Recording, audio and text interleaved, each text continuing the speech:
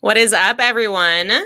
How are you guys doing today? We are back with a live at 5, and I am here to just answer any questions that you guys have where I might be able to share some of my own insights, some of my perspective, some opinions that I have. Everything that I share is just that. It's my perspective, my opinions, things that I notice or observe. They're not rules or laws of gravity.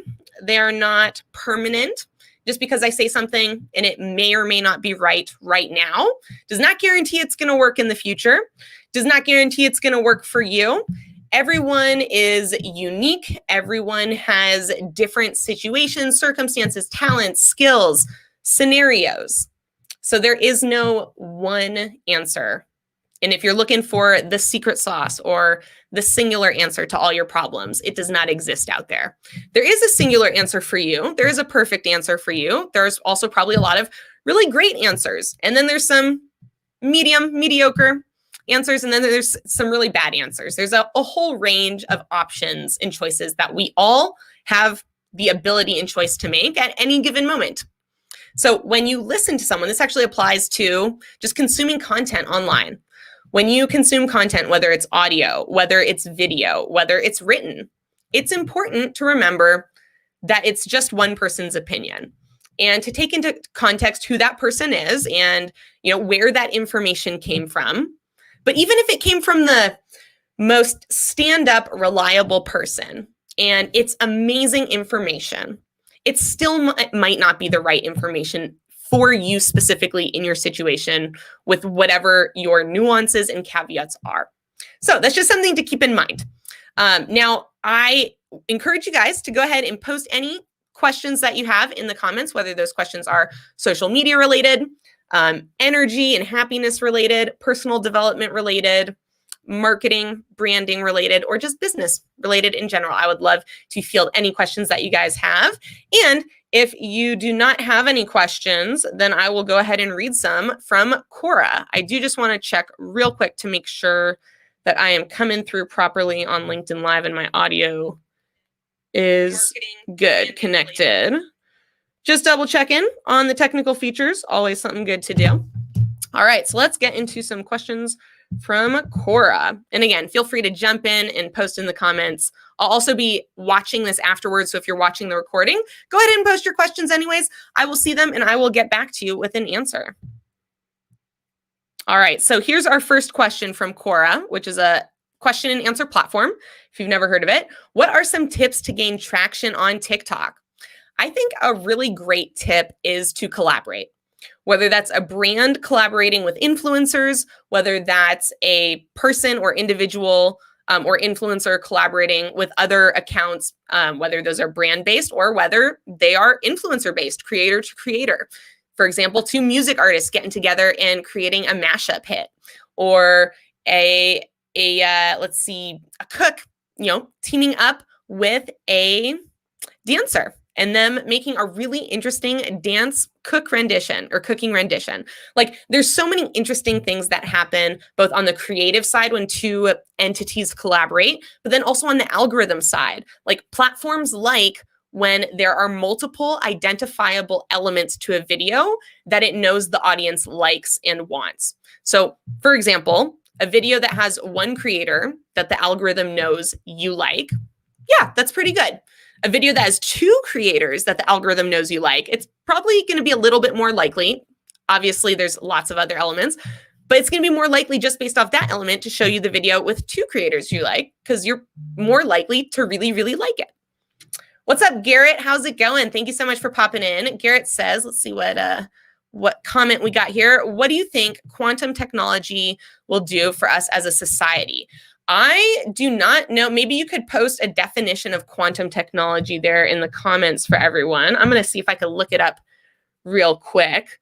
I'm super into physics and chemistry and all of that sciencey stuff. Both of my parents are PhD scientists. Not that that makes me any smarter, but I grew up around science my whole life, and I have a deep love for it. I spent many an after school afternoon in my mother's science lab, pipetting liquids into test tubes. Let's see. Okay, quantum technology.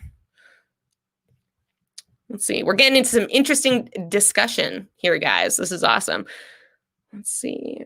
Quantum technology is an emerging field of physics and engineering which relies on the principles of quantum physics. Interesting. Let's see. So dealing with some subatomic particles, entanglement theory, superposition. That sounds like a pretty deep discussion. I honestly do not feel educated enough in the details of it to have a strongly formed opinion, but you guys go crazy with it in the comments. I'd love to know your opinions on Garrett's question. We've got Gary answering and responding to Garrett. How much fun. Who says that's going to speed things up. That's for sure. I would probably tend to agree with that statement. Yeah, I don't feel quite well versed enough to contribute to that type of discussion. I would say one thing though, I think all technology speeds things up. It also creates more creative opportunities. I think that there's a lot more creative people in the world right now because of the editing tools and editing software that have been developed over the past 20 or 30 years, whether that's on a laptop or a PC or a Mac, like a desktop, or whether that's on our phones. The fact that there's all these different apps where we can edit a video or edit a picture, I think has unlocked a creativity inside of us. And I think that that's more due to the technology than it is that like visually the world is more enhanced than it used to be. Although arguably there are a larger variety of colors out there today than there were, let's say, 100 years ago, like in terms of fabrics and dyes and all those different things, lighting, things like that. But I think on a whole, technology gives us more options, right? And when we have more options, we sometimes are almost forced into creativity because not only do we have to reason why we're choosing one option over all of the other options, but we're now kind of on our own in our brain making these cross connections about comparison, about finding patterns between all of the different options. And so it just gets our brain working in this different way, I think, that than when we don't have those technology options and it's one choice or the other choice. I think 2 or 3 choices is much more limiting on a person's creativity than when you kind of throw a bunch of things at them and ask them to decide that way. Let's see, technology is a trick, older technology is the real thing. That's an interesting opinion. Analog is the answer. Interesting. I love finding out that there's probably some hardcore proponents to a technology revolution versus going back, towards analog mechanics and principles. And I think, it's fun often when I'm with my husband and we're going on walks or trying to think of just, interesting conversations to have with each other, one of us will pose a question to the other. And a lot of times our questions that we ask each other are, hey, do you think 100 years from now this will happen? Or, hey, do you think in 100 years from now that technology and AI will have gotten so advanced that actually we are going backwards and we're starting to realize that we don't want any of that and it starts getting banned, and then all of these different things around free speech being applied to AI start happening, and like all of these fun imaginings that you can have. And I think me imagining things that may or may not ever happen is something that really helps me with my content marketing. It helps me with my ability to coach people because I'm imagining these scenarios that may or may not happen, which give me insight and perspective that's different on what is happening right now because of the lens and the framework shift that I have to achieve to think about something that is different from what is in my own reality. So this is a fun exercise that I would kind of challenge some of you guys to execute on, is find someone who's a friend and have a fun conversation around what if. But make the what ifs kind of plausible. Like, think about what if in 100 years from now, the world became overpopulated. How do you think we would respond to that? Do you think that it would be a technology-based solution? Do you think it'd be a community-based solution? Like, what do you think the world would do to adapt to certain changes that could possibly happen? And these are really great ways to kind of get your creativity juices flowing for you to start turning those cogs and those wheels in your head that are going to lead to some really interesting, innovative ideas in the area of focus that maybe you actually care about the most, which might be your business, your job, your family, whatever it might be. What do I think about online learning? That's a great question, Joe. Thank you so much for popping in. And, I think online learning is a wonderful, wonderful thing. I think there are different types of ways in which people learn. So some people are going to be much more naturally adept at learning online than others. The same way that some people learn much better through watching video than they do from listening to a lecture. Some people learn much better listening to a conversation or being a part of a conversation than they will from reading a book. We all have different skills and talents that are going to make one thing easier and another thing more difficult. What I love about online learning is the customization and personalization of it more than anything. I think people should have the ability to choose to learn about what they want and not be forced to learn about something that they are sure they will never use. For example, I wasn't forced to learn calculus. I, for some crazy reason, chose to learn calculus, but I'm never going to use it. Like, I'm not. I should have picked something that was more relevant or useful to learn.